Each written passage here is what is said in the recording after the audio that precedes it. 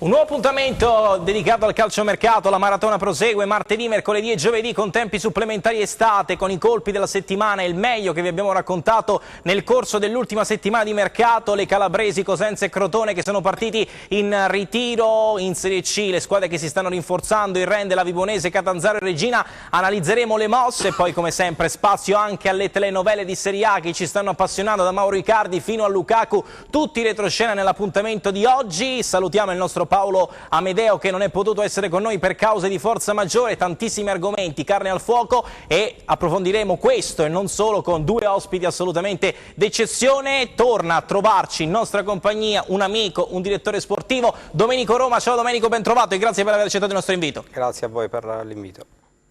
E grazie anche per la prima volta a tempi supplementari estate, un curriculum che parla da sé, ex allenatore del Cosenza Primavera, ci racconterà tutto quello che è successo ad Avezzano, mister Stefano De Angelis. Ciao mister, ben trovato, buonasera. Salve, grazie per l'invito, buonasera a tutti.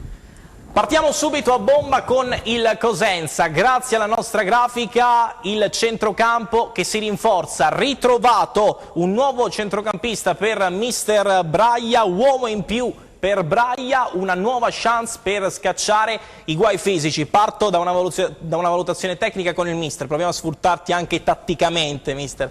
Trovato per il Cosenza, può essere una soluzione importante e quanto può contare conoscere già la piazza in un anno che si prospetta veramente difficile rispetto allo scorso anno? Ma le armi a favore del ragazzo sono essenzialmente due: il lungo infortunio che ha avuto l'anno scorso che non gli ha permesso di esprimere il suo valore tecnico in campo e dare una mano ai ragazzi, e il fatto che, come hai detto tu, che conosca bene la piazza, quindi penso che è un primo acquisto, diciamo fra virgolette, per il Cosenza molto importante, anche perché il ragazzo avrà molta voglia di dimostrare il suo valore, visto che ci è riuscito in parte, visto il grave infortunio che ha avuto lo scorso anno. Ritrovato Domenico una nuova freccia nell'arco di Piero Braia, ovviamente i tifosi attendono i colpi più importanti, migliori, sarebbe addirittura d'arrivo da quanto ci risulta i discorsi relativi al sostituto di Dermaco individuato in Schiavi. Può essere un profilo idoneo per rinforzare la causa di Piero Braia secondo te? Molto simile come caratteristiche a Dermaco, un po' più esperto di categoria probabilmente perché ha fatto la categoria tanti anni. Credo che sia un valido sostituto, credo che Dermaco ora come ora vada sostituito con un giocatore importante, perché in questo momento arrivava da due campionati importanti, quindi per sostituirlo non sarà proprio semplicissimo tutto qua. Una strategia mister chiara, acclarata, si attendono i saldi di fine stagione. I tifosi attendono almeno quelle 7-8 pedine in grado realmente di fare il salto di qualità, i tifosi però si aspettano tanto, è una strategia saggia, magari non avendo le potenzialità economiche, i budget di formazioni che lotteranno sicuramente per un campionato da grande protagonista, vedi il Frosinone, vedi il Benevento, vedi lo stesso Empoli, grazie al paracadute. È un Cosenza che può viaggiare sui livelli dello scorso anno secondo te come linea complessiva? Ma il viaggio sarà assolutamente positivo come lo scorso anno, perché innanzitutto tocca partire dalla bravura del direttore Trinchera, che anche lo scorso anno i veri botti li ha fatti nelle finali di mercato, quindi sono fiducioso per questi nuovi arrivi. Arriveranno gente preparata per la categoria che darà una grossa mano al viaggio comunque intrapreso da 2 anni a questa parte di mister Braia, e sono straconvinto che il direttore insieme al mister provvederanno a prendere i giocatori adatti al sistema di gioco che abbiamo visto durante l'anno può variare da partita in partita rispetto all'avversario da parte del mister Braia. Direttore Roma, mettiti per un attimo nei panni del direttore Stefano Trinchera. Come ci si approccia preparando una sessione di mercato, sapendo di non avere le stesse armi magari di altri potenziali colleghi, attendendo comunque gli ultimi giorni? Beh, sicuramente come ha operato anche l'anno scorso, ha atteso che tutte le squadre sistemassero i loro tasselli, ma nel frattempo non è stato con le mani in mano, ha cercato i giocatori che facessero al caso suo e al momento giusto ha affondato il colpo. Credo che stia facendo la stessa strategia, la stia attuando quest'anno, sa che magari all'inizio del mercato i prezzi, le richieste sono magari più esose, più elevate, sta aspettando il momento giusto per poter centrare quello che è il suo obiettivo, il target che si era prefissato. Credo che ormai sia così scavato, ormai che conosca talmente tanto bene il sistema che possa entro fine mercato portare quello che fa al caso del Cosenza e i calciatori che magari ha nella propria testa. Mister, 3 nomi: Embalo, Baez e Palmiero. Per chi faresti un ingente investimento economico? Domanda di riserva? Non c'è, devi rispondere, mister. Sono 3 giocatori che, diciamo, nel proprio ruolo farebbero la differenza in qualunque squadra a vincere, quindi sappiamo il valore e la crescita che ha avuto Palmiero lo scorso anno. È stato, secondo me, in questi 2 anni fra C e B il giocatore con il più alto rendimento per quanto riguarda il ruolo di play, no? Perché è migliorato molto, è cresciuto molto, non solo nella fase di possesso, che era nella sua indole, ma soprattutto nella fase di non possesso, dove vediamo che a fine campionato andava a recuperare un'infinità di palloni, cosa che magari non fanno altri centrocampisti, quindi è un giocatore abbastanza completo. Baez è forte nel suo ruolo perché comunque è molto estroverso, ha un calcio che pochi hanno in Serie B, anzi anche in Serie A, e Embalo comunque sia stato quello che poi l'anno scorso con il suo arrivo ha fatto la differenza, no, per lo strappo finale del campionato, perché è un giocatore che quando fa una giocata la fa mai fino a se stessa, ma sempre per il bene fine della squadra. E secondo me sarebbe difficile in questo momento dire a qualunque tecnica, a qualunque componente di pallone, quale dei 3 si possa tenere a discapito degli altri 2. Proviamo a sceglierne uno, direttore. Ti tocca l'ingente compito, Palmiero.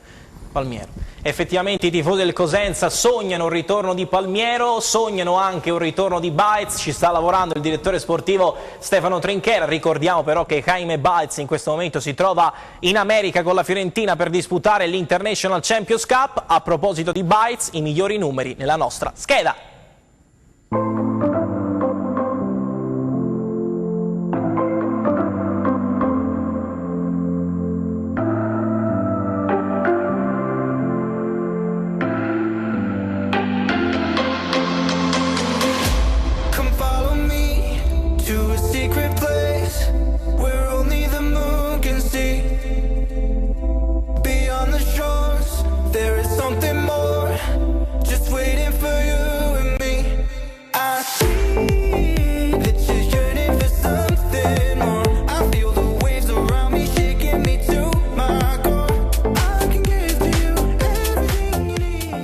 Mister, la pressione, rimanere sempre incollati ai difensori, una vera spina nel fianco anche a partita in corso, Jaime Baez per Piero Braglia. Sì, perché è un giocatore completo secondo me, oltre che giovane, quindi ha grossi margini di miglioramento. È un giocatore che gioca sia palla al piede che negli spazi, quindi che può creare quell'imprevedibilità che negli attaccanti spesso serve per vincere le partite, e soprattutto calcia benissimo angoli e punizioni, dai quali sono scaturiti molti gol quest'anno per il Cosenza. Un altro ex Cosenza che ha trovato un'altra chance importante in Serie B, perché Maniero è addirittura d'arrivo la trattativa che lo riporterà alla corte di Luciano Zauri a Pescara. Una chance, un in bocca al lupo anche a Riccardo Maniero. Ultimo giro sul Cosenza, sul famoso centravanti. Poi ogni tifoseria, anche ogni direttore sportivo persegue, no, l'obiettivo di poter regalare al proprio tecnico un centravanti di peso. Tra i tanti nomi che girano, mister, tra Mbakogu e tanti altri nomi che si sono fatti, anche se in realtà secondo quanto ci risulta sarebbe la ciliegina sulla torta proprio per fine mercato, ha così davvero importanza un bomber in una categoria sempre imprevedibile come la Serie B, oppure magari altre soluzioni possono essere vagliate? Mi viene in mente il famoso trio dei piccoletti messo in campo poi da Braglia sul finire della scorsa stagione, che in molti casi è stato devastante. Ma per come ha giocato lo scorso anno Braglia abbiamo visto che spesso e volentieri con i 3, diciamo, tra virgolette, piccoletti davanti le partite si sono vinte anche in maniera abbastanza facile, no? Però è pur vero che in tante partite magari un ariete, come si suol dire, davanti per fare un determinato tipo di partita possa servire. Poi che arrivi a Mbakogu penso sia veramente la ciliegina sulla torta, ma so che il ragazzo è ben appetito da tante società, quindi sarà una bella lotta per conquistarsi le prestazioni del ragazzo. Il Cosenza un bomber in casa ce l'ha già, non ha dimostrato nella sua carriera comunque di poter siglare e di poter fare 20-25 gol a campionato, ma sull'Itteri ci ripunteresti, Domenico? Beh certo, 6 mesi non possono compromettere una carriera di un calciatore. Naturalmente deve partire motivato, deve cercare soprattutto di trovare il feeling con se stesso, con la porta, con l'ambiente. Sono situazioni che magari in 6 mesi non è sempre semplice trovare, o sbaglio, e poi anche cambiare i metodi di allenamento, cambiare anche la platea, perché il fatto che veniva anche un infortunio, quindi arrivava da un infortunio, quindi poi ritrovare la condizione, poi ritrovarsi magari in una situazione dove era difficile inserirsi in quel momento, quindi magari partendo da zero con un ritiro in più nelle gambe e un ritiro in più nella testa soprattutto, credo che sia importante. Potrebbe essere in realtà già il bomber in casa che potrebbe fare quello che ha fatto negli anni passati, perché Litteri negli anni passati ha fatto tanto e ha fatto anche bene in tante piazze. Quindi. Anche a Cittadella, anche a Venezia, Litteri è un giocatore che il Cosenza ha preso per fare la differenza per una serie di motivi, come sostenevano giustamente i nostri ospiti, non ha reso per come probabilmente ci si aspettava e per come era stato presentato. Passando all'altra calabrese che si sta muovendo nel mercato di Serie B con idee più chiare, anche perché parte sicuramente da una base più importante, vedi calciatori che hanno diverse richieste sul mercato, al momento richieste rispedite al mittente per Simi, per Barberis e per Benali. Che Crotone sta nascendo, mister De Angelis, per la prossima stagione? Visto gli errori che poi hanno ricucito l'anno scorso durante l'anno, si è visto come tante volte spendere tanto non voglia dire far bene in campionato. A dicembre ci sono state grosse partenze da parte dei giocatori del Crotone, e questo è coinciso con la ripresa del Crotone, magari con giocatori meno sfruttati fino a quel momento, anche più giovani con meno esperienza, che però hanno dato la propria nel giro di ritorno e ha portato poi a una salvezza credo anche meritata. Mister, 3-5-2 di Giovanni Stroppa, il Crotone parte già anche su questo da una base forte, un modulo che comunque ha dimostrato in Serie B di poter fare la differenza anche in termini di compattezza. Sì, è un sistema di gioco che diciamo, si conosce abbastanza bene, concede poco agli avversari, e se hai gli interpreti giusti, soprattutto per quanto riguarda le fasce, gli interni di centrocampo, puoi anche ripartire e fare male. Poi ovviamente lì la differenza spesso e volentieri la fanno i due attaccanti. Crotone sotto questo punto di vista lo scorso anno diciamo grossa mano fra Simi e chi ha giocato vicino a Simi ha fatto la differenza e ha fatto in modo che questo modulo riuscisse nel migliore dei modi. Il Crotone che lavora a completare gli esterni, però grazie alla nostra grafica possiamo svelare, secondo le indiscrezioni raccolte, un retroscena. Ritorno sfumato, il Crotone aveva ripensato all'esterno. Oliver Kragel, troppo allettante però la proposta del Benevento, Domenico. Kragel è uno di quei calciatori certamente che o messo a Crotone o messo in qualunque altra piazza può fare realmente la differenza. Su Kragel mi ero espresso già tempo fa con te, ti avevo detto che secondo me era non pronto, prontissimo anche per la Serie A, sia per corsa che per qualità, c'ha un piede pulito, c'ha una corsa pulita, poi riesce a fare bene entrambe le fasi, magari un po' meglio quella offensiva ultimamente che quella difensiva, però diciamo che per un 3-5-2 come impostato il Crotone sarebbe, penso, il giocatore ideale sulla magari fascia. Con un quinto, con un quinto più difensivo sull'altro lato, però diciamo che Kragel sì, è un giocatore che ha fatto benissimo negli ultimi anni, magari ha sognato il Crotone, i crotonesi hanno sognato il ritorno, ma credo che era difficile, era troppo appetibile sul mercato e richieste credo elevate. Anche le società che si erano mosse senza dubbio prima. Tornando invece in difesa, quanto è importante avere anche all'interno dello spogliatoio, mister, lo chiedo a te, che hai avuto comunque momenti difficili da affrontare con il Cosenza in Serie C anche nella scorsa stagione in primavera, Spolli in difesa, i famosi arrivi di gennaio che poi hanno fatto la differenza. Si riparte da Spolli, un baluardo che dal mio punto di vista è indispensabile per chi vuole costruire qualcosa di importante. Ma soprattutto per chi vuole giocare a 3, perché guida la difesa a 3 come pochi sanno fare, soprattutto nella cadetteria. È un giocatore che non stiamo qui a dire quello che ha fatto in passato, perché ha un'esperienza tale che sarebbe superfluo parlare del suo passato, e credo che la mossa giusta che abbia fatto il Crotone è ripartire proprio da Spolli, anche per la forza del giocatore, ma soprattutto per l'equilibrio che può dare, vista la sua esperienza all'interno dello spogliatoio, anche in momenti difficili come è accaduto l'anno scorso a gennaio con il suo arrivo. Intorno a Spolli però, Domenico, il Crotone ha costruito una difesa di tutto rispetto, è rientrato Curado ma non c'erano particolari dubbi, è arrivato Bellodi dal Milan, si cerca adesso un difensore di piede mancino, 3 per una maglia, Bove dal Novara, Buongiorno e Jansen, gli obiettivi anche caratteristiche abbastanza diverse tra loro, ma è fondamentale anche da quel punto di vista assortire una difesa compatibile, poi un destro a destra, un centrale forte, un sinistro a sinistra, oppure col calcio moderno, a tuo avviso, un difensore destro a sinistra potrebbe comunque rendere allo stesso modo? Per come la vedo io, naturalmente, ogni calciatore ha il proprio ruolo e quanto più vai sul mercato devi cercare di prendere ciò che è più compatibile per quel ruolo.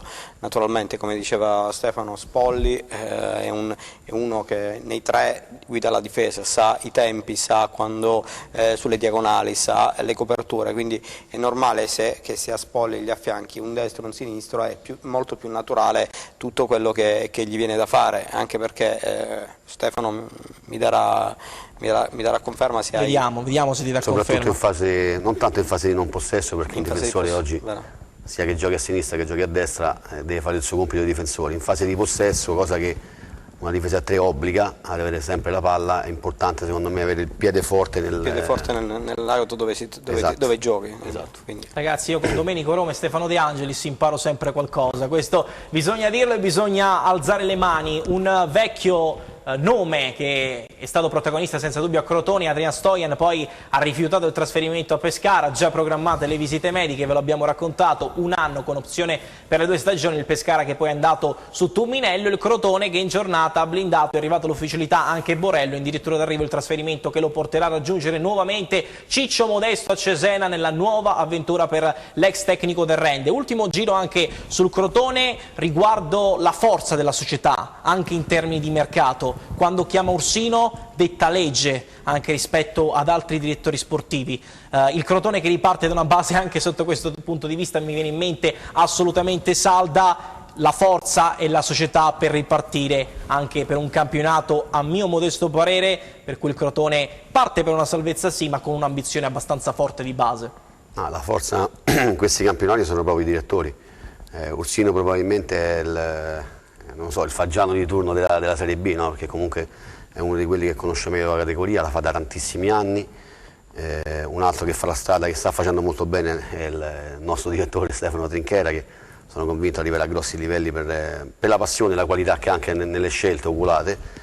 Però ripeto, le società veramente che vogliono fare bene i primi acquisti che devono fare, e il Crotone lo sta facendo da anni, il Crotone sono proprio i direttori sportivi. Non è bello giudicare i colleghi, ma credo ci sia poco da giudicare sinceramente per il direttore Ursino. Una vera leggenda, possiamo dire, nel calcio calabrese e perché no anche nel calcio italiano. Probabilmente non ha fatto la carriera che meritava, ma come tanti altri però è stato ed è una delle grandi forze del Crotone insieme alla famiglia Vrenna, il direttore generale da 2 o 3 anni a questa parte, Raffaele Vrenna. Un bel equipe di lavoro senza dubbio.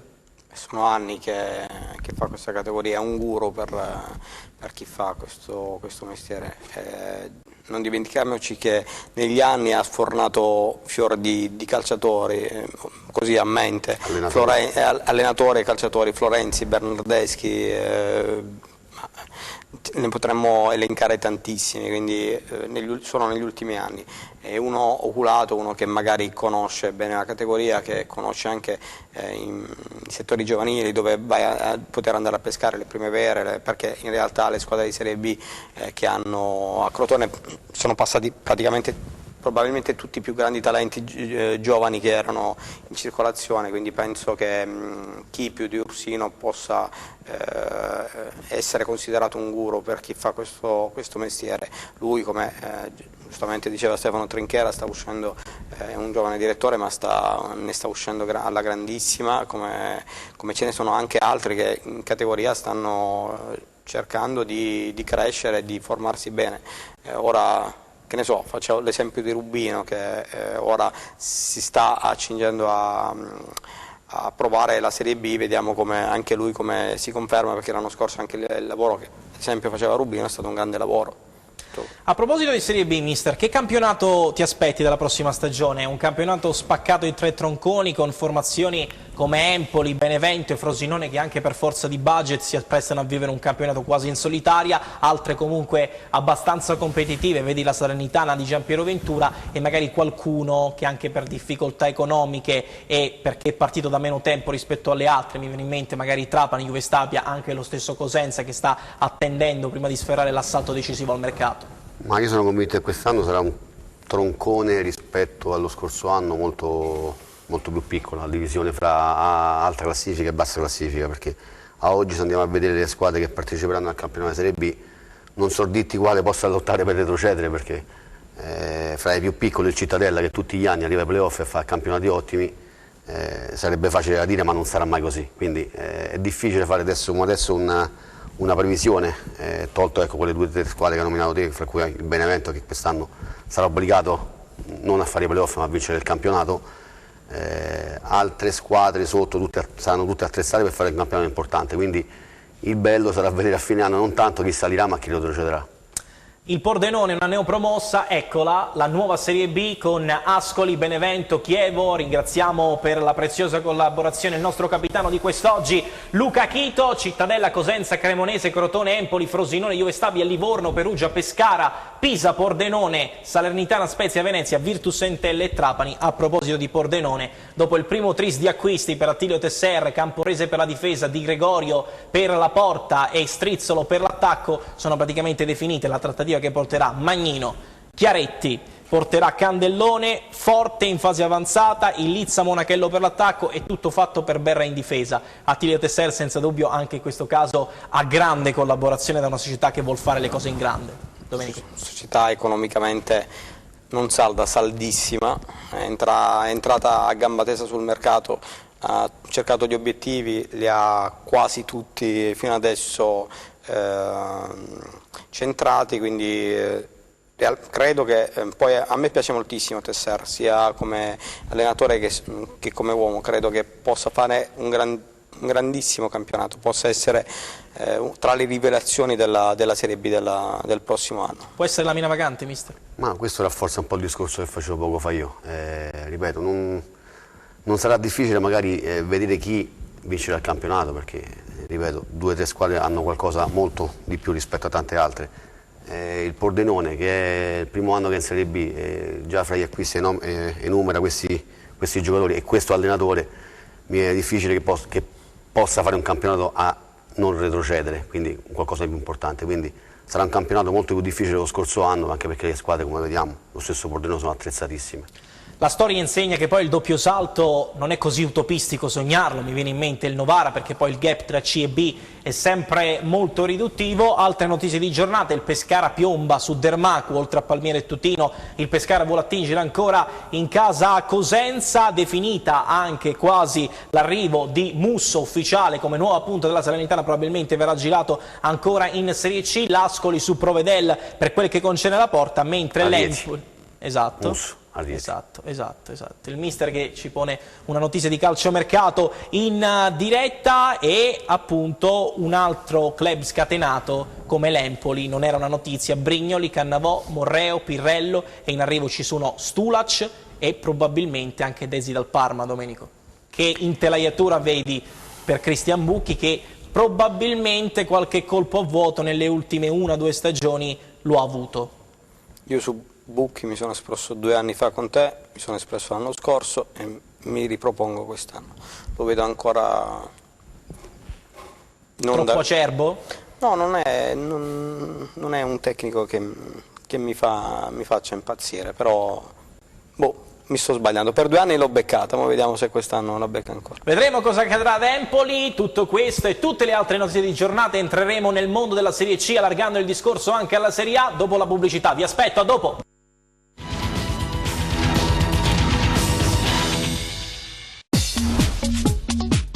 Cerca Teleeuropa sul tuo Play Store o Apple Store e scarica la nostra app.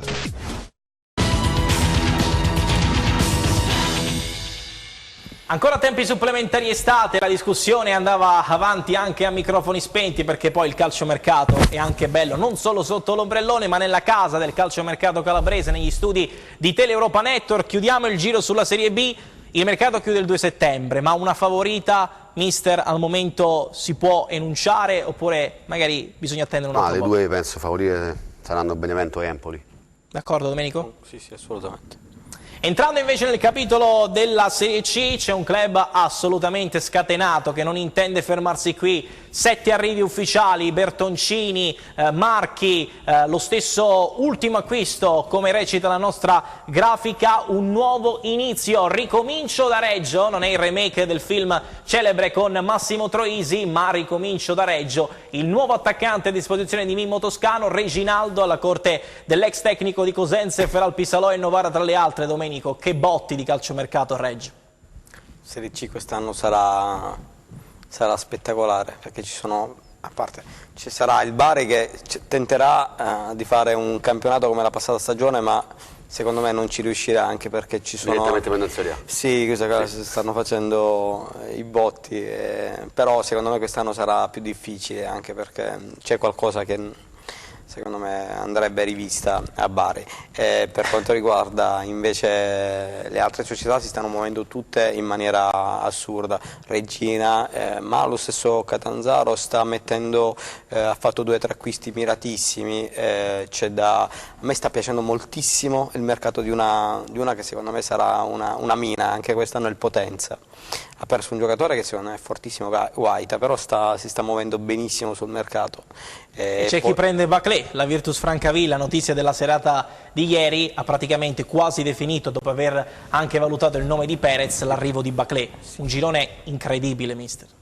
È un girone tosto, come diceva poco fa il direttore, ci sono 2 o 3 squadre più attrezzate delle altre perché stanno spendendo tantissimo, prendendo giocatori anche di categoria superiore, il che non vuol dire però vincere facilmente il campionato, perché tante volte gli acquisti vanno fatti nel modo giusto, nei ruoli giusti soprattutto. No? Adesso sarebbe facile dire che Regina e Bari lasceranno il vuoto alle loro spalle, però probabilmente non sarà così, perché anche altre squadre che magari spendono meno ma agiscono forse in modo un po' più oculato riusciranno a fare un campionato migliore anche di queste 2. Avellino, Bari, Casertana, Catania, Catanzaro, Cavese, Monopoli, Paganese, Picerno, Potenza, Regina, Rende, Rieti, Sicula Leonzio, Teramo, Ternana, Vibonese, Virtus Francavilla, Viterbese, attendendo probabilmente un ulteriore ripescaggio. Se non è il girone della morte ci manca poco, Domenico.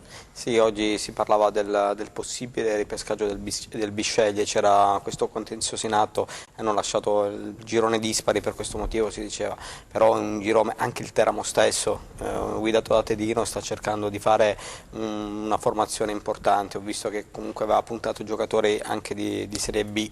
Vedi a Cosenza, triennale importante proposto a Mungo, si attende la risposta. Sì, è stata anche proposta un triennale a Mungo, ma penso che abbia anche altre richieste Mungo, per quello che ho saputo. Però ci sono tantissime squadre che sono attrezzatissime. Non dimentichiamoci il Catania, che magari quest'anno sta passando in sordina perché è partito un pochino in ritardo, ma aveva già una base da cui ripartire. E poi ci sono comunque anche la Ternana, che non credo Bandecchi possa permettere 2 anni di seguito al suo management di sbagliare la stagione, perché anche lui sta facendo grandi investimenti, quindi sarà veramente un girone della morte questo qua. Mister, ritornerei un attimo sulla Regina però. È la strategia giusta, a tuo avviso, quella di non puntare magari come è stato fatto a gennaio su giocatori di nome, vedi Bellomo, i Strambelli, ma uomini per Mimmo Toscano, l'incidenza del tecnico anche sul mercato? Ma io penso che sia fondamentale questo, perché comunque pochi come Mimmo conoscono la categoria, l'ha fatta tanti anni, l'ha vinta, giocando anche spesso ottimi campionati, non solo a livello di risultati ma anche a livello di qualità, quindi penso che il miglior acquisto come tecnico la Regina non lo poteva fare, perché oltre che essere un tecnico, ripeto, interagisce anche nella fase di mercato, e che conoscere i giocatori per quel sistema di gioco è anche importante, e Mimmo sotto questo punto di vista è uno dei migliori in categoria. Guarna, Bertoncini, Rossi, Marchi, Paolucci, De Rose, Corazza, Reginaldo, in attesa anche, è arrivata comunque per un ulteriore bomber di categoria, annunciato anche dal presidente Gallo, oltre a Reginaldo, un altro difensore. È una Regina secondo te, Domenico, che ha qualcosa di meno rispetto al Bari, almeno oggi? Ricordiamo che siamo a metà luglio e il mercato chiude il 2 settembre e proveremo a fare le famose griglie solo dal 2 settembre in poi, ma gli obiettivi sembrano essere di quelli ambiziosi davvero. Io secondo me c'è un'altra idea, c'è qualcosa in più del Bari perché ha Mimmo Toscano, perché a me del Bari sta facendo una corazzata, quello che mi convince meno di tutti è proprio il tecnico, quindi la Regina parte da un tecnico che conosce la categoria, un tecnico che ha fame, un tecnico che comunque sia negli anni ha dimostrato il suo valore, quindi per questo motivo io dico che la Regina ha un quid in più del Bari, perché se tu vai a vedere gli uomini che ha contrattualizzato il Bari sono uomini che farebbero la differenza anche in Serie B, cioè il Bari, questo Bari sarebbe una squadra da playoff Serie B, o mi sbaglio Stefano? Però, anche il budget probabilmente anche qualcosa in più della Serie B. Sì, no, sicuramente più della Serie B, di alcune Serie B, però quello che magari, perché l'ho visto giocare l'anno scorso e non mi ha convinto del tutto, la differenza come potevo dire con Bucchi e Cornacchini che lo vedo il condottiero che può essere Mimmo Toscano a Reggio o che può essere Auteri a Catanzaro o che ne so, lo stesso Campilongo a Catania, quindi è un mio modestissimo parere. Anche perché poi sono piazze mistere che vanno anche domate sotto l'aspetto del pubblico e Bari, con tutto il rispetto, non è Picerno, Bari non è Rende, Bari non c'entra niente con la Serie C e probabilmente nemmeno con la B. Come ha detto bene poco fa Mimmo, tocca reggere anche le pressioni di determinate piazze. Mimmo è abituato perché ne ha fatte tante toste, vedi Cosenza, vedi Terni, che sono ai livelli di Reggio, ovviamente forse un po' meno di Bari, perché Bari ovviamente è una città, una metropoli, quindi ha molti più spettatori, però toccherà vedere, non glielo auguro, in caso di qualche sconfitta in più a Bari, le reazioni del tecnico dopo le contestazioni mediatiche che ci possono essere a Bari, perché so, essendo stato lì con la primavera con Grosso, quello che possono essere capaci nel bene e nel male, sia la tifoseria che i media. Risultati straordinari anche alla guida della primavera del Bari, con tanti giovani poi protagonisti ancora adesso del mercato. Nel capoluogo calabrese chi comunque ha anche ambizioni importanti resta il Catanzaro, dilemma centravanti. Domenico per il Catanzaro, è arrivato Martinelli dalla Serie B, triennale, è arrivato Di Livio che ha firmato un triennale, è arrivato a titolo definitivo, cartellino gratuito dalla Roma e 10% per la futura rivendita ai giallorossi. Priorità centravanti, il Catanzaro sfoglia la Margherita, da Paponi a Saraniti per finire Eusepi e perché no anche qualche coniglio dal cilindro. Il Catanzaro pensa all'attacco, ma qualcuno sostiene come realmente al Catanzaro in questi anni ci sia una vera e propria maledizione sul bomber, ne abbiamo parlato anche negli scorsi appuntamenti, però magari costruire una squadra, vedi comunque Di Livio, con ambizioni importanti, Magni, e non è finita qui, indipendentemente dal centravanti, c'è anche il Catanzaro. Sì, lo dicevamo, il Catanzaro come la Regina ha quel quid in più in panchina, perché Auteri comunque è un tecnico che conosce la categoria, un tecnico che può piacere o non piacere, ma comunque è uno che focalizza anche su di sé anche critiche o complimenti, quindi magari in certi momenti riesce a far lavorare bene anche la squadra. Naturalmente non è, negli ultimi anni non hanno beccato l'attaccante, perché da Infantino passando per Bianchimano l'anno scorso e per altri giocatori che sono arrivati alla corte di Noto, diciamo che non è stata sempre azzeccatissima, però diciamo, ora andranno sul mercato ancora più convinti, più decisi e secondo me riusciranno a trovare quello che stanno cercando. Mister, mi diverto a stuzzicarci, non c'è niente da fare. Chi tra questi tre sceglieresti nella tua squadra? Paponi, Eusepi oppure Saraniti? Ma diciamo che sotto tanti punti di vista hanno caratteristiche simili, no? Che comunque sono dei veri arieti. Parlavamo poco fa in Serie B del centravanti che potrebbe far comodo o no al Cosenza. Sono tre, diciamo, giocatori con poca profondità e molta area di rigore, quindi hanno bisogno di una squadra che giochi direttamente in fase offensiva con cross, passaggi dentro l'area e roba varia. Quindi, però fra i tre, visto come è andata l'anno scorso, visto che poi ha vinto il campionato, penso sceglierei Paponi in questo caso. Paponi, scelta chiara quindi per il direttore Pasquale Lo Giudice, un consiglio dagli studi di Teleuropa Network: perché non puntare su Paponi per l'attacco? L'era Andreoli a inizio in casa Rende, la stagione dei biancorossi è cominciata in questa settimana, ne abbiamo parlato tante volte, Domenico, no? Le difficoltà sono tante, ma il Rende si sta rinforzando pian piano, tanti 2000, un'infarinata di giovani, l'ultimo in ordine di tempo è Scimmia, l'ultimo in ordine di tempo è anche il classe 2000 Ampollini, operazione curata dalla Fedele Management e dall'ex calciatore del Napoli Ignazio Pia, in arrivo, addirittura d'arrivo, il calciatore cresciuto nella Juventus, anche a Carpi, Morselli, la scorsa stagione a Fano. È difficile ma allo stesso tempo però stimolante questa nuova corsa, nuova storia da riscrivere tutti gli anni per il Rende quando affronti Bari, quando affronti Avellino e tu magari non puoi giovare del favore del pronostico, poi può essere la mina vagante come è accaduto negli scorsi anni. Probabilmente la forza del Rende sta proprio dietro la scrivania, perché negli anni hanno comunque sempre centrato un sacco di giovani promesse, perché anche, se facciamo caso, anche Minelli la passata stagione o lo stesso Borello, o comunque hanno sempre avuto un occhio lungo a trovare dei ragazzi, dei giovani di prospettiva. Quest'anno è durissima, ma non perché il Rende si stia muovendo male, durissima perché per le tante, troppe società che si stanno muovendo con grossi nomi, perché liberalizzando le liste e quindi andando a poter avere più over possibili, chi tenta a vincere il campionato non interessa il minutaggio, quindi cosa fa? Va a imbottire la rosa di over, quindi giocatori che comunque conoscono la categoria, giocatori che anche importanti, e quindi magari una squadra come il Rende, che tende comunque a valorizzare, a poter prendere il più minutaggio possibile, sta attingendo a diverse società per gli under. 2-3 anni è andata alla grandissima, ora vediamo il prossimo anno, gli auguro assolutamente di fare ancora meglio della passata stagione, però partiamo dal presupposto che magari quest'anno è un filino più difficile degli altri anni. Poi mister, se perdi giocatori da un peso anche nello spogliatoio come Mimmo Franco, Sabato, anche lo stesso Minelli c'è la difesa si parlava poco fa di giovani, no? Sono convinto che il Rende avrà la capacità di andare a prendere i giovani adatti al Rende Calcio, a fare questo campionato.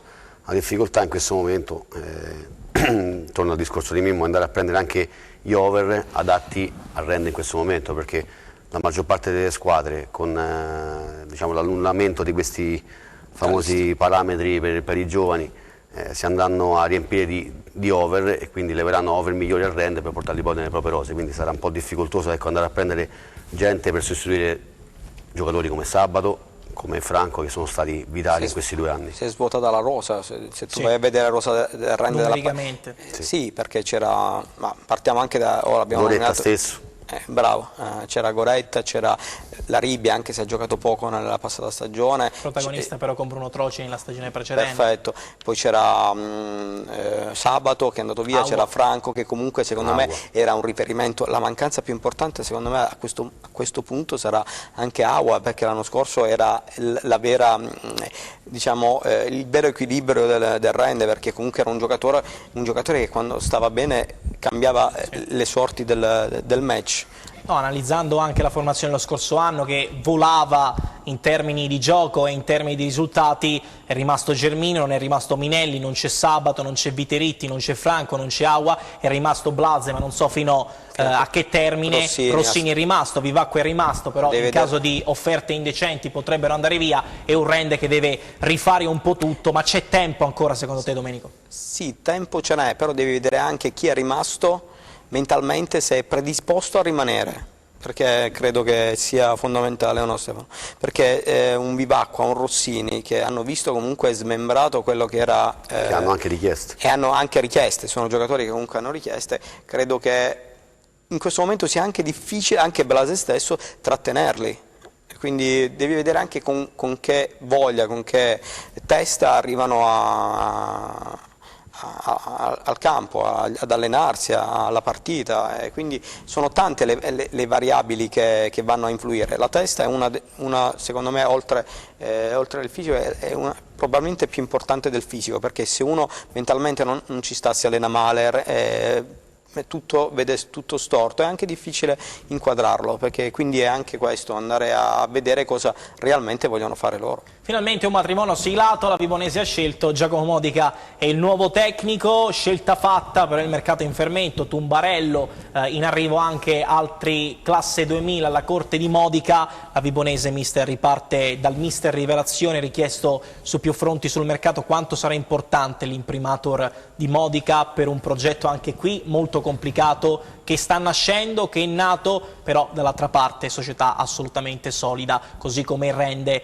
così come il Crotone e tutte le calabresi come la Vibonese. Qui si parte da due punti forti, dalla società, che sono anni che in qualunque categoria ha lavorato nel migliore dei modi, e anche quando faceva campionati di eccellenza e Serie D dimostrava di essere una squadra professionistica sotto tutti i punti di vista.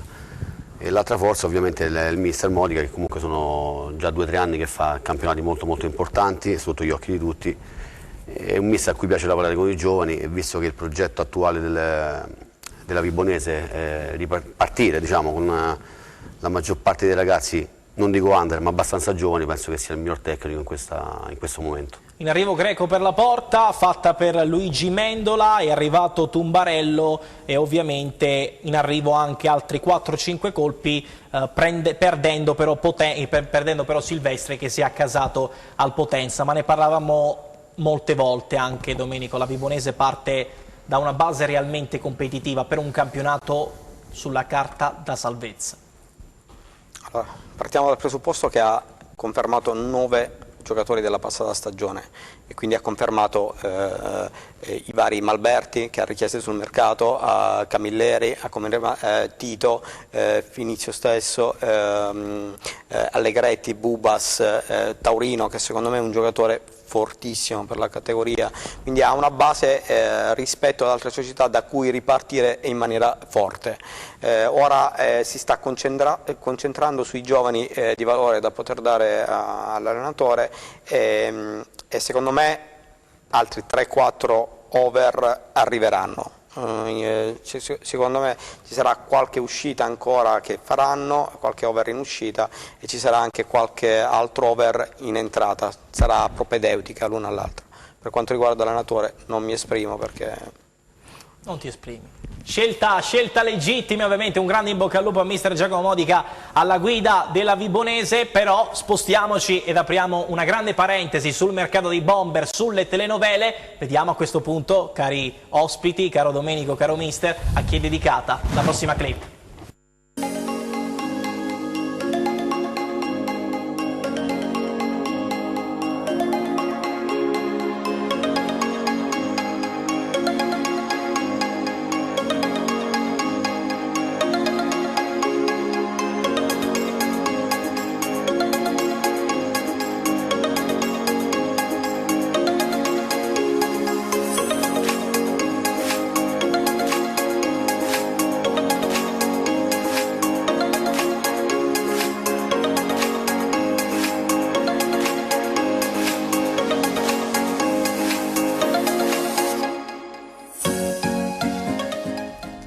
Facendo un passo indietro, Domenico Roma non si è espresso su mister Giacomo Modica, possiamo svelarlo perché noi facciamo TV Verità, il rapporto che intercorre storicamente tra Domenico Roma in termini di amicizia e mister Giacomo Modica è chiaramente palpabile, e saresti di parte, caro Domenico, quindi giustamente non ti esprimi, gli amici sono gli amici, che bisogna fare?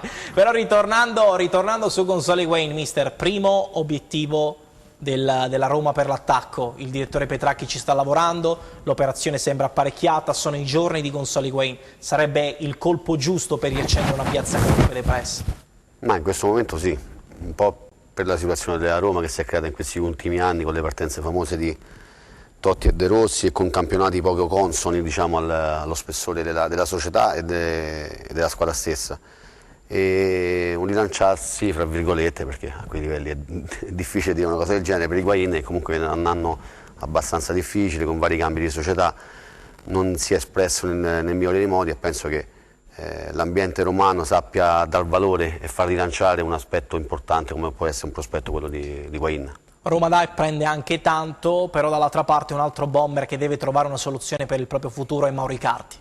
è il tormentone dell'estate, dove andrà Icardi, distanza abissale ancora con la Juve, lo scambio con Dybala che sembra non potersi fare per la voglia di Maurizio Sarri, soprattutto di puntare nuovamente sull'ex talento del Palermo. È la domanda da 100.000 euro, Domenico, non li vinci perché non li vincerai, ma dove andrà Icardi? La Juve. Molto, molto deciso, mister, il nostro Domenico. La pensi così? Se lo dice lui è vero. Sì. Ci crediamo anche perché è un obiettivo sia del direttore sportivo Fabio Paratici ma anche di mister Sarri. Stanno aspettando perché sanno che hanno l'accordo col calciatore. Quando c'è l'accordo col calciatore credo che sia difficile poter cambiare le sorti, anche perché secondo me c'è stato un piccolissimo errore da parte non di Marotta o di Conte dalla proprietà dicendo non lo vogliamo, quindi sai che comunque puoi andare a incidere molto sul calciatore e sai che la società starebbe fermo là e non potrebbe far parte, quindi credo che alla fine debbano accontentare il calciatore.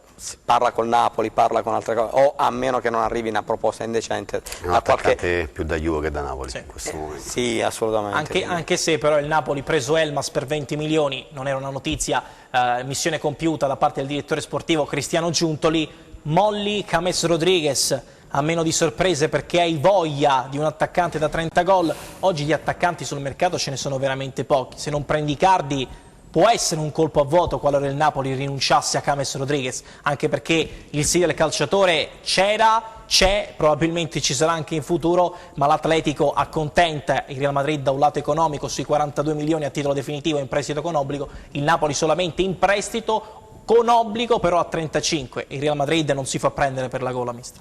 Non ne ha bisogno, credo, in questo momento il Real Madrid, perché penso la squadra più ricca al mondo, no? E potrebbe essere un contraccolpo per il Napoli perché se dovrebbe stare senza un attaccante di spessore davanti, e sappiamo che per fare certi tipi di campionati, che sia l'Higuaín, che sia l'attaccante di turno di nome, il Napoli in questo momento ne ha bisogno e credo che entro breve tempo comunque sia un attaccante di spessore alla corte di Giuntoli arriverà.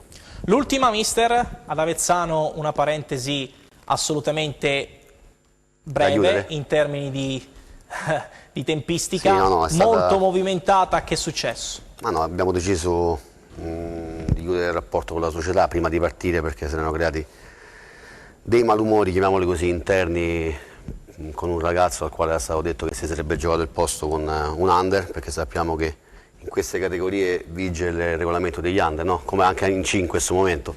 4 devono stare per obbligo in campo, quindi un 99 del 2000 al 2001. Un 99 anche di buona prospettiva, era un ragazzo che io avevo preso, forse ha dato fastidio a qualcuno e per evitare problemi poi sul futuro anche della stessa società, perché è una società diciamo a posto, abbiamo deciso di comune accordo con la società, con il presidente di rompere il rapporto prima che potesse accadere qualcosa un po' più spiacevole, quindi separazione in maniera consensuale. Sì, assolutamente sì, assolutamente sì. Siamo in chiusura, ringraziamo per essere stato in nostra compagnia quest'oggi a Tempi Supplementari Estate e a questo punto anche un grande in bocca al lupo da tutti noi a mister Stefano De Angelis per il futuro. Grazie Crepi, buonasera a tutti. Grazie anche al nostro ospite che ormai è di casa qui negli studi di Tele Europa Network e di Tempi Supplementari Estate. Ciao Domenico, alla prossima. Alla prossima, buonasera a tutti. Un grazie sempre a tutti voi che ci seguite con tanto affetto, ci rivediamo martedì prossimo con Qui Mercato, buonanotte, ciao!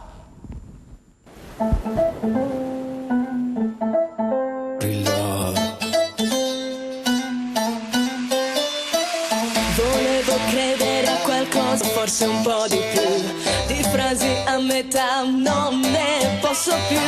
Tu che mi scrivi in direct, sono andato alle Hawaii, felicità è un gusto che non prendo mai. Diremo pure ad Eva che ho morso alla mela, ti cambia la carriera ora. Mordi Eva e lasciami ballare tutta l'estate, quando il sole sale sento la pelle urlare. Il cambiamento sotto una luna nuova, da una finestra suona la musica che fa.